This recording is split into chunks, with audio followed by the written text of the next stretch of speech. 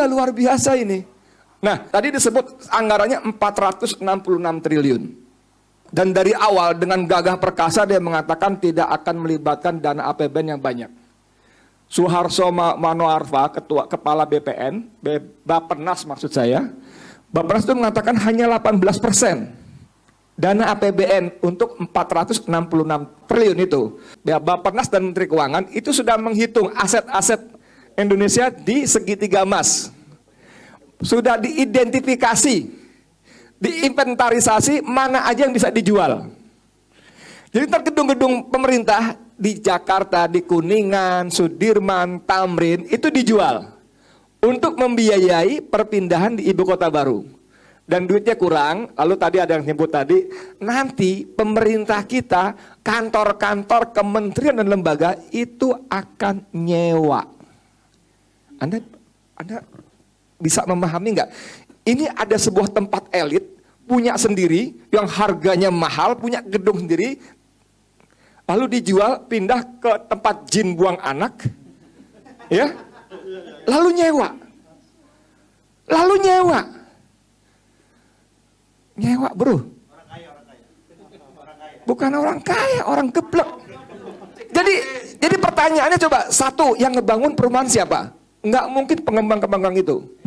Jadi yang ngebangun adalah pengembang-pengembang asing. Dari Purwokerto. Dari mana? Banyumas. Dari Cina, bos. Pengembang-pengembang Cina yang membangun di sana. Mereka nggak masalah rugi kosong, nggak masalah, karena pasti ada penduduk yang dikirim ke sana. Siapa? Warga RRC tinggal di sana. Masa gini aja nggak ngerti sih? Masa Menteri Pertahanan kayak begini aja nggak ngerti sih? Menteri Pertahanan ini Jenderal bintang 3, macan yang menjadi kayak mengeong, nggak ngerti begini aja. Ini sih bicara soal kedaulatan negara, bos. Gila, gebleknya kelewatan gitu loh. Masa sampai segitunya sih kalian cari uang, serakahnya kalian menggadaikan kedaulatan, bro. Nggak peduli soal seperti ini. Seorang Menteri Pertahanan, halo Prabowo Subianto, kamu dengar suara saya? Masa itu nggak masuk dalam perhitungan kamu, Menteri Pertahanan? Jangan karena ademu punya lahan di sana. Saya coba mengutip dari sini. Ayo kalau kita bermasalah, saya pakai ini aja modal saya. Mau kemana? Pengadilan mana? Meja hijau, meja kuning, meja biru? Ayo. Ayo kita jihad,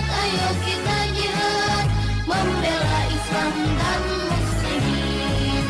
Hidup mulia atau mati syahid. Kita alhamdulillah Allah berikan kesempatan untuk menjadi bagian dari kelompok pihak-pihak yang berkhidmat dalam dakwah amar ma'ruf nahi munkar. Allahu Akbar.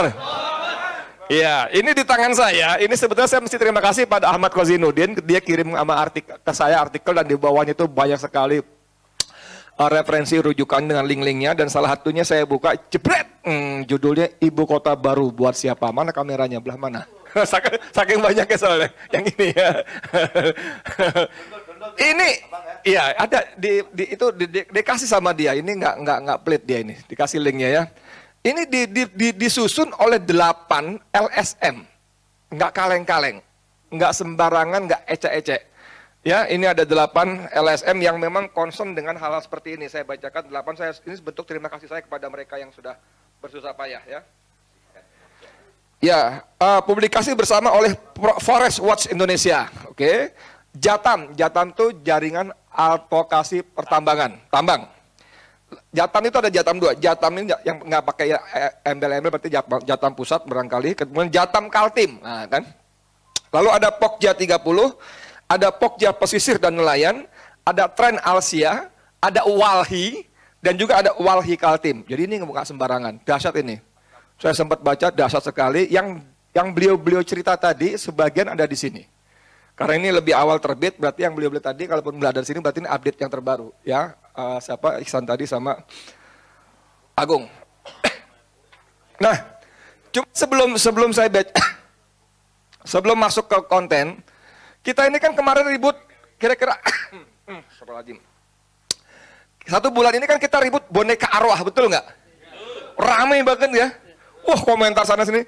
Lah kita 1 bulan boneka arwah ribut, 7 tahun boneka partai cicing wae. Boneka partai cicing wae. Mas Jokowi, Pak Jokowi itu jangan lupa itu petugas partai. Bukan saya ngomong, namanya Megawati Soekarno Putri. Jelas-jelas dia mengucapkan dalam beberapa kesempatan di publik, dia mengatakan, saya ada ini, buktinya hitam di atas putihnya, belum saya buka aja. Petugas partai, boneka partai. Kita anteng-anteng aja tuh, bahkan kaum kolam itu yang butak itu tetap bahagia. Tetap, mendewa-dewakan. Yang hari ini bahkan B2W, bike to work, itu bikin postingan memuji-muji sang presiden yang pakai helm ini, yang pakai baju ini, pakai celana ini, jaket ini, tapi motor bro. B2W itu bike to work. Bersepeda untuk kerja. Dan itu diposting di Instagramnya, di bawahnya orang weh, admin, back to work itu sepeda, bukan motor. Iya. Jadi bagaimana semua itu terkooptasi gitu loh. Bayangkan sebuah komunitas bersepeda saja bisa terkooptasi memuja-muja sang boneka partai ini. Luar biasa. Ini berseliweran di sini-sini. Nah, masuk ke, saya hanya ingin bacakan eksekutif summary-nya. Ya. Siapa di balik orang-orang yang sangat diuntungkan, ya, dimajikan dari si boneka ini tadi ya, para oligarki ya. Di kawasan ini ada 2 konsesan berstatus izin usaha pemanfaatan hasil kayu hutan atas nama PT International Timber Corporation Indonesia Kartika Utama dan izin usaha pemanfaatan hasil kayu hutan atas nama PT International Timber Corporation Nunggal. Oke? Ya.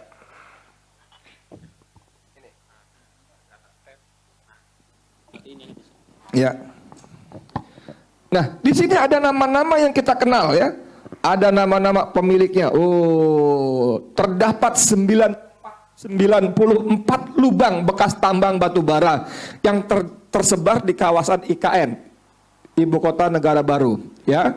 Atas nama 5 perusahaan terbanyak yang meninggalkan lubang tambang adalah PT Sing Lurus Pratama 22 lubang, PT Perdana Maju Utama 16 lubang, CV Hardiatol Isyal 10 lubang, PT Pelawan Investama 9 lubang, dan CV Armindo Pratama 8 lubang. Jika dilihat dari ring 1 dan ring 2 IKN, maka penguasaan konsesi didominasi oleh Sukanto Tanoto serta Hasim Joyo Hadikusumo. Itu sebabnya Menteri Pertahanan. Saya mendukung penuh Presiden Jokowi pindah. Ya terus mendukung dong. Lahannya lahan dia punya gitu ya. Ada Reza Herwindo. Siapa Reza Herwindo? Yaitu Setio Novanto. Siapa Setio Novanto? Anda kenal, ya kan? Ya, terpidana EKTP, ya kan? Ada lagi perusahaan tambang pemiliknya itu Eka Dewi Panca, Mutiara Panca Pesona Panca, ini semua punya Novanto. Lalu ada nama yang sangat terkenal di dunia dan akhirat. Ada nama Luhut Binsar Panjaitan, Menteri Koordinator Maritim dan Investasi Kabinet Indonesia Maju, pemilik perusahaan tambang batu bara ini terhubung melalui perusahaan Toba Group. Tadi tanya Toba punya siapa? Nah, yang saya mau bilang, perusahaan-perusahaan milik Luhut ini meninggalkan 50 lubang tambang yang menganga dan diduga akan mendapat keuntungan pemutihan dosa dari kewajiban reklamasi. Jadi setiap petambang itu punya kewajiban mereklamasi, merehabilitasi lokasi-lokasi tambangnya. Dan perusahaan Luhut 50 lubang yang menganga. Ngeri sekali. Maksudnya takbir mau diapain nih? Dan satu lagi yang kita nggak duga barangkali, ada nama Yusril Ihza Mahendra, ya, sekaligus menjabat sebagai komisaris utama perusahaan tambang batubara PT Mandiri Sejahtera Energindo di Kecamatan Sepaku, lokasi ring 2. Ini saya mau kasih lihat, ada foto dari teman-teman, ini bagus sekali, tambang yang menganga. Kamera belah sini. Kamera. Tengah ini. Ini salah satu contoh gambar lubang tambang menganga, ya. Wih, ngeri sekali. Ini B3 di sini bahan beracun berbahaya. Ya. Bisa ribuan ini, ribuan hektar. Nah, saudara sekalian, ini terlampau banyak, yang luar biasa dari sisi kepentingan oligarki, ekonomi segala macamnya ya. Nah, yang menarik adalah ketika tadi katanya Jokowi mengklaim bahwa warga sekitar mendukung penuh perpindahan ibu kota negara dari Jakarta menuju Penajam Pasir Utara ya di Kalimantan Timur. Ini ada berita dari VOA, Voice of America Indonesia. Ini berita tanggal 27 Oktober tahun 2020. Judulnya Potensi Bencana Mengiringi Pemindahan Ibu Kota Negara. Tidak semua orang bahagia menjadi warga ibu kota baru yang akan dibangun di Kalimantan Timur. Salah satunya adalah Yati Dahlia, warga suku Balik di Sekayu, Penajam Pasir Utara. Dia bahkan tegas menolak kehadiran pusat Indonesia di kampungnya kelak. Kami sangat keberatan, khususnya masyarakat Pasir Balik, kalau IKN di sini.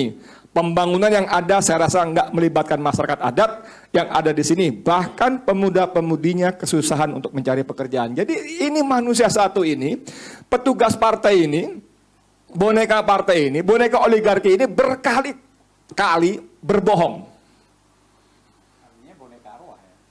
Masih mending boneka arwah ya, mohon maaf ya, itu salah akidah. Tapi dalam segi akidah ya, boneka arwah ini saya setuju kata Azam Khan tadi, masih mending karena apa? Karena boneka arwah ini walaupun dia menyangkut soal akidah musyrik, tapi ini individu personal. Personal. Yang musyrik, yang dosa, yang mudarat, yang bersangkutan si A. Kalau boneka partai yang mendapat mudarat seluruh rakyat Indonesia 276 juta jiwa. Gila, dahsyat sekali. Jadi sampai seperti itu, dia berkali-kali melakukan kebohongan. Nah ini nyerempet dikit, sorry banget nih ya. Kalau Habib Bahar bin Smith dijerat pasal 14 ayat 1 dan 2 Undang-Undang nomor 1 tahun 46 ya. Karena diduga melakukan kebohongan yang menyebarkan keonaran, manusia satu ini berkali-kali. Muslim Arbi menyebut ada 66 kebohongan. Iya, udah ya. Tapi nggak ngaku, nggak mempan. Ini nggak mempan. 66 yang terbaru seperti ini, berbohong terus. Luar biasa. Nah, saya mau langsung saja, bagaimana menyangkut tadi soal ekonomi, sudahlah ya, udah dibahas segala macam, siapa yang diuntungkan, segala macam, termasuk soal tambang. Kalau ini jadi dibeli, dibebaskan, walaupun pemerintah mengatakan, itu milik negara, kapan waktu bisa dibebaskan? Ngemeng aja lo sama ember gitu ya.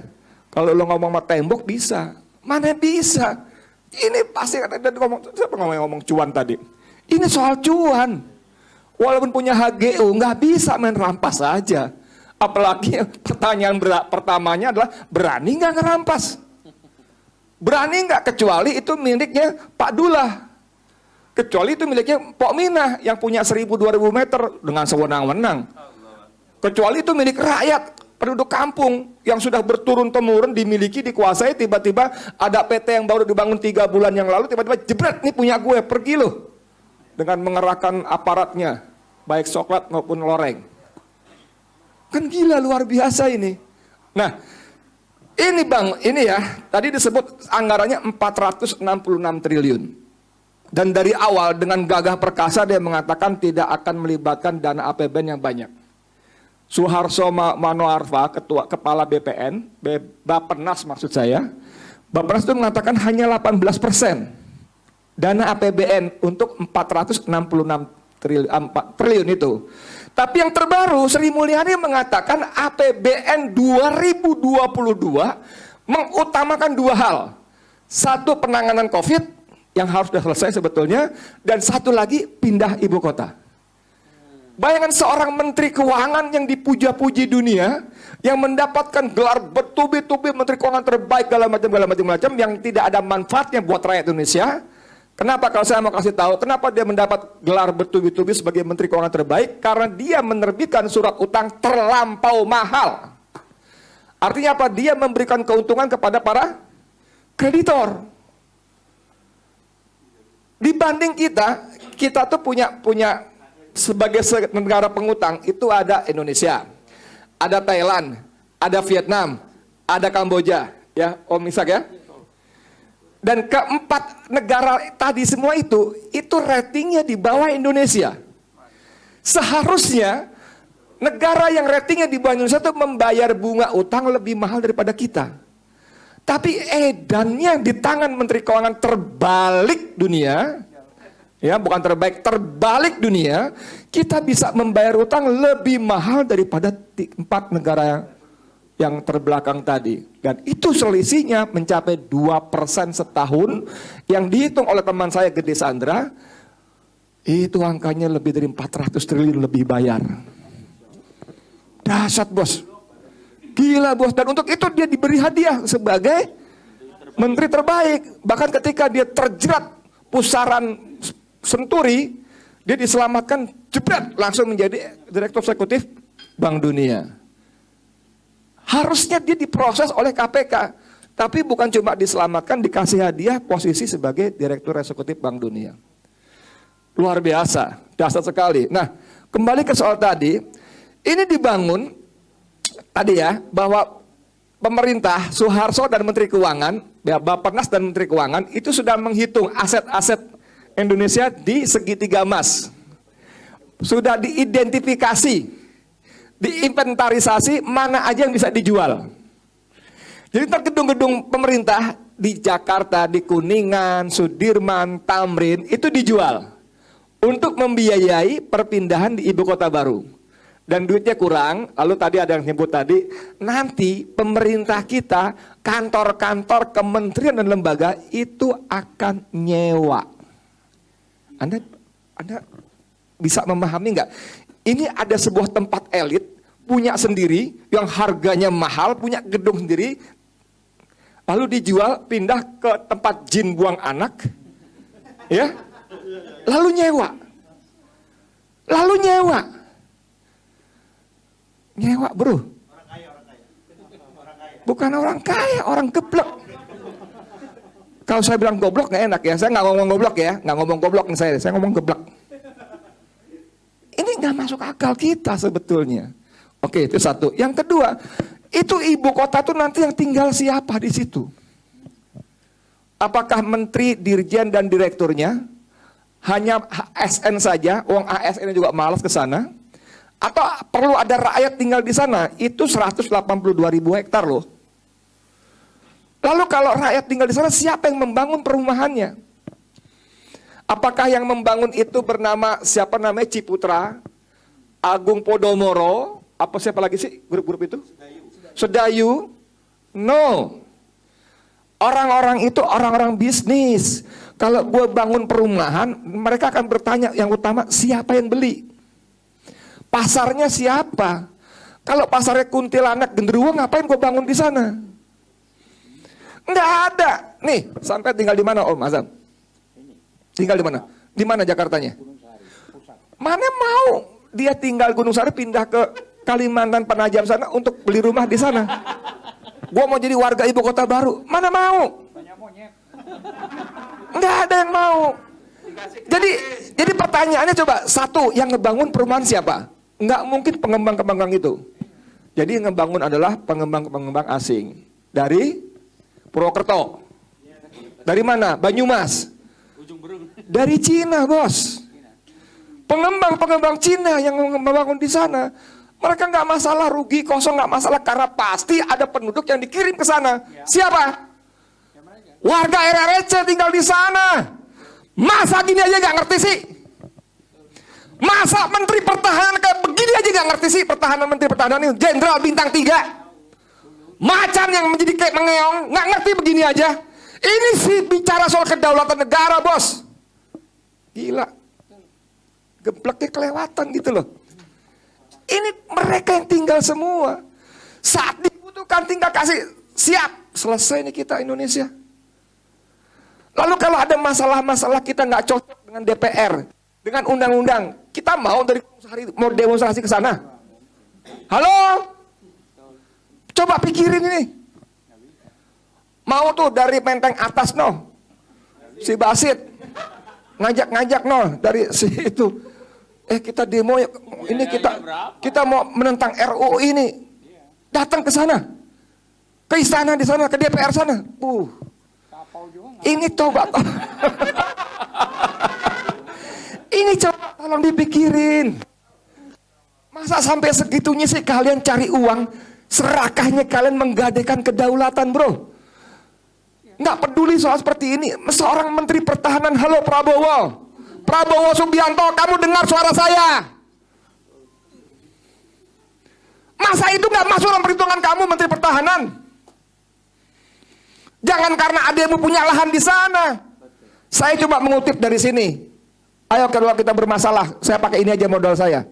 Mau kemana? Pengadilan mana? Meja hijau, meja kuning, meja biru? Ayo.